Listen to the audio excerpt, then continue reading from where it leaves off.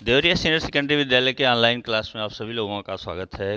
कक्षा 12 विषय हिंदी के लिए आप लोगों ने आरोह और वितान नामक पुस्तकों को पढ़ लिया है और आइए हम अभिव्यक्ति और माध्यम नामक पुस्तक से एक तथ्य है जिसे हम फीचर लेखन के रूप में जानते हैं।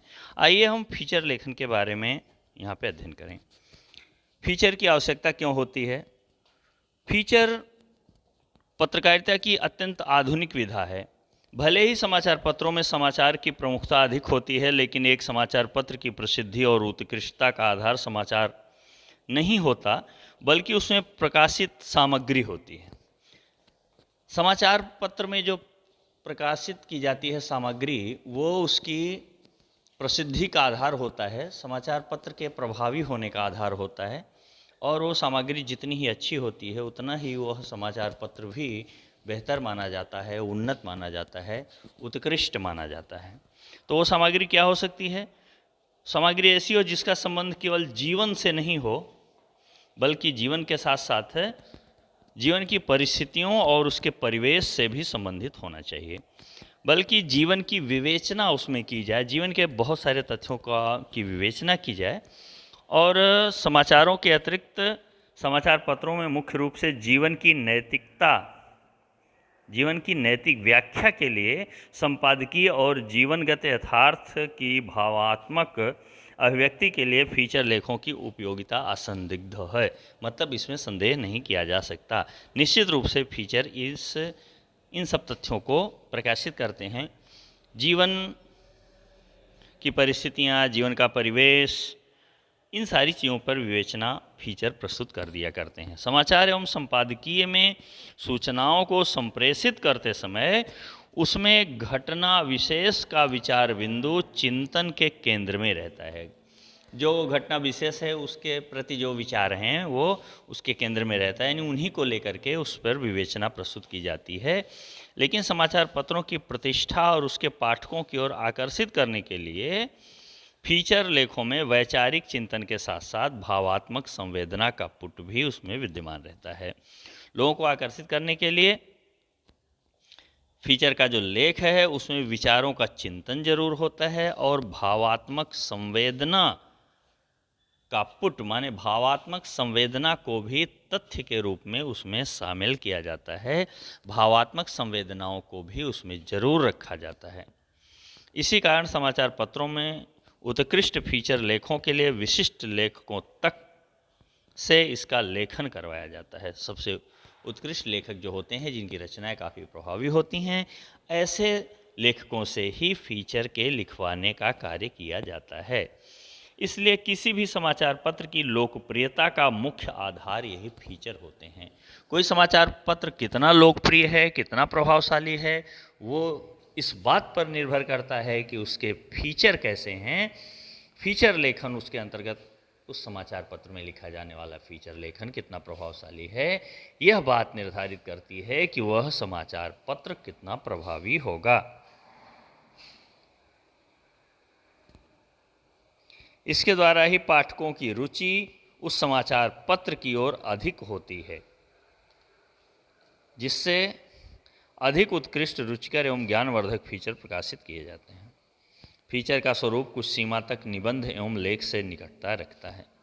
फीचर जो है प्राय निबंध और लेख से मिलता जुलता सा दिखाई देता है, लेकिन अभिव्यक्ति की दृष्टि से इनमें भेद होने के कारण इनमें पर्याप्त भिन्नता स्पष्ट दिखाई देती है। लेकिन जो अभिव्यक्ति है, जो उसमें प्रेजेंटेशन है, जो अपनी बात लिखनी है, उन विचारों को जब देखा जाएगा, उनके लिखने का ढंग जब देखा जाएगा, आकर्षित कर लेने वाला ढंग जब देखा जाएगा, आकर्षण को जब ध्यान में रखा जाएगा, तो पता चलेगा कि निश्चित रूप से फीचर और निबंध लेखन में काफ़ी कुछ अंतर पाया जाता है। जहाँ निबंध एवं लेख विचार चिंतन के कारण अधिक बोझिल और नीरस बन जाते हैं, निबंध या लेख जो हैं वो बहुत ज़्यादा चिंतन करने के कारण नीरस बन जाते हैं, बोझिल बन जाते हैं। किसी चीज़ पे बहुत ज़्यादा चिंता करोगे आप, बहुत ज़्यादा उसमें तर्क लगा देंगे, तो वो चीज़ नीरस होने लगेगी, फिर उसमें रसाभिव्यक्ति नहीं हो पाएगी, फिर उसमें व्यंजकता खो सी जाएगी। देखिए, कोई चीज़ हास्य भी हो और क्लिष्ट भी हो, तो फिर वो हास्य वास्तविक हास्य नहीं रह जाएगी। आप कोई चुटकुला सुनाओ लेकिन उसमें इतने कठिन शब्द का प्रयोग कर दो कि उसका अर्थ ही ना निकल पाए, उसका अभिधा अर्थ भी नहीं निकल पाए तो व्यंजना कहाँ से निकलेगा, और अगर ऐसा हो जाएगा तो उसका अर्थ खो जाएगा। और इतने कठिन शब्दों में बोला गया चुटकुला भी व्यर्थ साबित हो जाएगा। इसलिए सरल शब्दों की अभिव्यक्ति ही उत्तम मानी जाती है। बहुत अधिक क्लिष्ट शब्दों के द्वारा की गई अभिव्यक्ति जब समझ में ही नहीं आएगी तो उसका प्रभाव सामने वाले पर क्या पड़ेगा। तो बोझिल नहीं लगना चाहिए, जैसे निबंध बोझिल हो जाते हैं, निबंध में बहुत ज़्यादा विचार किया हुआ दिखाई देने लगता है। फीचर में ऐसी बात नहीं होती है। वहीं फीचर अपनी सरस भाषा और आकर्षण शैली में पाठकों को इस प्रकार अभिभूत कर देते हैं। अभिभूत कर देना माने अपनी गिरफ्त में ले लेना, यानी अपना प्रभाव उन पर छोड़ देना। जैसे जॉनी लीवर को देखने के बाद आप सीरियस नहीं रह पाते। कपिल शर्मा चेहरे के इंप्रेशन से ही लोगों को हंसा लेता है। राजू श्रीवास्तव बिना बोले भी कुछ एक्शन करके आपको हंसाने में पर्याप्त है।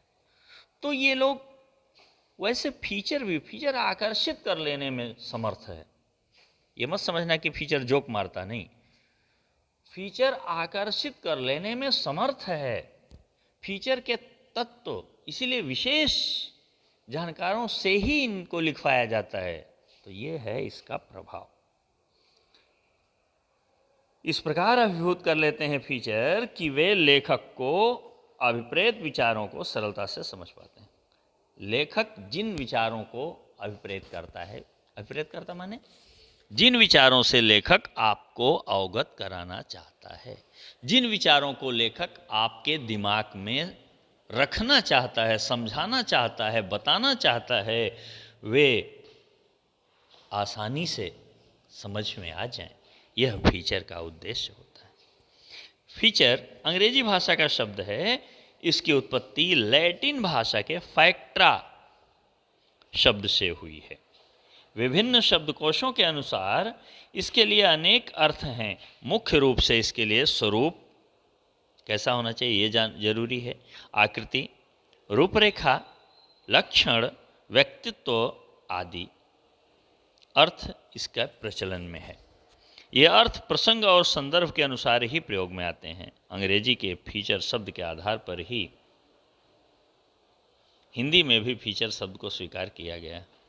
यानी अंग्रेजी का यह शब्द है लेकिन हिंदी को इसको बिल्कुल अंग्रेजी के शब्द के रूप में ही हिंदी में ले लिया गया है। इसमें कोई परिवर्तन नहीं करके लिया गया कि अंग्रेजी में इसको फीचर कहते हैं तो हिंदी में क्या कहेंगे वो दूसरा शब्द लाया जाए उसको रखा जाए, ऐसा नहीं किया गया। हिंदी भाषा की एक विशेषता है भी आप जान लो कि हिंदी भाषा बहुत सारे शब्दों को जो कि दूसरी भाषा के थे उनको अपने में लाके फिट कर ली। जैसे आज के डेट में अगर किसी से पूछोगे कितना समय हो गया है तो वो एक बार नहीं बताएगा, लेकिन पूछोगे कितना टाइम हुआ या केवल कह दो कि टाइम, तो वो टाइम बताता है, कितना बजा है, कितना मिनट हुआ, ये सब बताता है। तो हिंदी ने अंग्रेजी शब्द को, टाइम को इस तरह से अपने अंतर्भूत कर लिया, अपने अंदर ग्रहण कर लिया कि लगता ही नहीं है कि ये दूसरी भाषा का शब्द है। टिकट शब्द को हिंदी ने बिल्कुल उसी रूप में ग्रहण किया और आज अगर टिकट शब्द की हिंदी खोजने लगेंगे तो आपको काफ़ी मुश्किल होगी। यात्रा भत्ता रसीद कह करके कोई इसकी हिंदी बना भले दे लेकिन इससे आप संतुष्ट नहीं होंगे। टिकट को टिकट कहने में ही आप प्रसन्नचित्त होंगे या अपने आप को अच्छा समझेंगे। तो फीचर शब्द को इंग्लिश से ला करके हिंदी में रख लिया गया लेकिन कोई परिवर्तन नहीं किया गया। सेम शब्द इंग्लिश का था और उसको लाके हिंदी में रखा गया। हिंदी के कुछ विद्वान इसके लिए रूपक शब्द का भी प्रयोग करते हैं। कहते हैं नहीं, फीचर को फीचर मत कहो बल्कि रूपक कहा करो, रूपक ही उत्तम है। लेकिन पत्रकारिता के क्षेत्र में वर्तमान में फीचर शब्द ही प्रचलन में है। फीचर शब्द ही अधिक प्रचलित है, फीचर शब्द का ही प्रयोग ज़्यादा जाना जाता है। और इसी तरह से एक ही अर्थ के लिए प्रचलित हो जाना या एक शब्द प्रचलित होना, ये रूढ़ होना ही भी कहलाता है। विभिन्न विद्वानों ने फीचर शब्द को व्याख्यायित करने का प्रयास किया। बहुत सारे विद्वानों ने फीचर शब्द की व्याख्या प्रस्तुत की है। कैसे? लेकिन उसकी कोई सर्वमान्य परिभाषा नहीं है। ऐसी कोई परिभाषा नहीं मिली जो सभी लोगों को मान्य हो। फिर भी कतिपय विद्वानों की परिभाषाओं में कुछ एक शब्दों में फेरबदल कर देने मात्र से सभी किसी न किसी सीमा तक एक समान अर्थ की अभिव्यंजना करते हैं, एक समान अर्थ ही देते हैं। विदेशी पत्रकार डेनियल आर विलियम्स ने अपनी पुस्तक feature writing for newspaper, Daniel are Williams एक विदेशी पत्रकार हैं जिन्होंने एक पुस्तक लिखी जिसका नाम फीचर राइटिंग फॉर न्यूज़पेपर्स। उस पुस्तक में फीचर शब्द पर प्रकाश डालते हुए उन्होंने अपना एक मत दिया है। क्या मत है?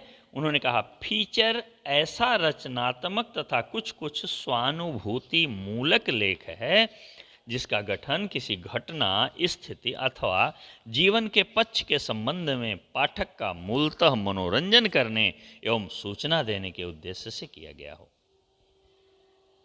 क्या कहा?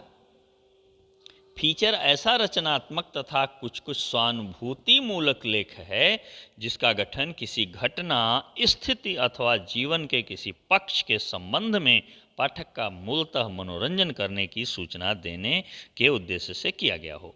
इसी तरह डॉक्टर संजीव भानावत का कहना है फीचर वस्तुतः भावनाओं का सरस, मधुर और अनुभूतिपूर्ण वर्णन है। फीचर क्या है? इन्होंने परिभाषा दी। परिभाषा बिल्कुल सेम शब्द में लिखी जाती है, परिवर्तन नहीं किया जाता उसमें, लेकिन इसका अर्थ मैं बता रहा हूँ आपको। फीचर वस्तुतः यानी फीचर वास्तव में भावनाओं का सरस, मधुर और अनुभूतिपूर्ण वर्णन है। स्वयं अनुभूत किया हुआ है आपने, उसका अनुभव किया हुआ, अनुभूत किया हुआ, और अपनी भावनाओं को जो व्यक्त करना वो सरस, बड़े रसमय ढंग से और बड़े मीठे अंदाज में, मधुर अंदाज में आपने व्यक्त किया। यह फीचर। फीचर लेखक गौड़ है, वह एक माध्यम है जो फीचर द्वारा पाठकों की जिज्ञासा, उत्सुकता और उत्कंठा को शांत करता हुआ समाज की विभिन्न प्रवृत्तियों का आकलन करता है। इस प्रकार फीचर में सामाजिक तथ्यों का यथेष्ट समावेश होता है। फीचर लेखक गौड़ है, मतलब प्रमुख नहीं, बल्कि फीचर रूपी माध्यम से वह जो पढ़ने वाले लोग हैं फीचर को, उस पढ़ने वाले लोगों की जो उत्सुकता है, जानने की इच्छा है, उत्कंठा है, जानने की जो चाहत है, उसको शांत करता है, पूर्ण करता है, पूरी जानकारी प्रदान करता है। और विभिन्न प्रवृत्तियां जो हैं समाज के लोगों की, स्वभाव जो है लोगों का, समाज के लोगों का, उसका आकलन करता है, यानी अंदाज़ा लगाता है। इस प्रकार फीचर में सामयिक तथ्यों का यथेष्ट समावेश होता है, साथ ही अतीत की घटनाओं तथा भविष्य की संभावनाओं से वह जुड़ा रहता है। समय की धड़कनें इसमें गूंजती हैं, यानी तत्कालीन समाज का स्वरूप, समाज का कार्य व्यवहार भी इसमें दिखाई देता है। इस विषय पर हिंदी और अन्य भाषाओं के अनेक विद्वानों द्वारा दी गई परिभाषाएं और मतों को दृष्टिगत रखने के उपरांत कहा जा सकता है कि किसी स्थान, परिवेश, वस्तु या घटना का ऐसा शब्दबद्ध रूप जो भावात्मक संवेदना से परिपूर्ण हो, भावात्मक संवेदना से भरा हुआ हो, कल्पनाशीलता से युक्त हो तथा जिसे मनोरंजक और चित्रात्मक शैली में सहज और सरल भाषा द्वारा अभिव्यक्त किया जाए, उसे फीचर कहा जाता है। फीचर पाठक की चेतना को नहीं जगाता, बल्कि वह उनकी भावनाओं और संवेदनाओं को उत्प्रेरित करता है। फीचर पाठक की चेतना को नहीं जगाता, बल्कि उसकी भावनाओं और संवेदनाओं को उत्प्रेरित करता है। यह यथार्थ की वैयक्तिक अनुभूति की अभिव्यक्ति, जो वास्तविक है उसका व्यक्तिगत जो अनुभव है उसको दिखाना है, उसको अभिव्यक्त करना, उसको प्रेजेंट करना है, उसको प्रस्तुत करना है। इसमें लेखक पाठक को अपने अनुभव से समाज के सत्य का भावात्मक रूप में परिचय कराता है। इसमें समाचार दृश्यात्मक रूप में पाठक के सामने उभर कर आता है। ऐसा वर्णन किया जाता है मानो उनका एक चित्र सा बन जाए। यह सूचनाओं को संप्रेषित करने का ऐसा साहित्यिक रूप है जो भाव और कल्पना के रस से आप्त होकर, युक्त होकर पाठक को भी इसमें भिगो देता है। यह फीचर है और यह फीचर इस तरह से प्रभावशाली है। आज की कक्षा बस इतने ही वर्णन तक। हम लोग अगली फिर किसी की कक्षा में इन्हीं तथ्यों को लेकर के पुनः प्रस्तुत होंगे। बहुत बहुत धन्यवाद।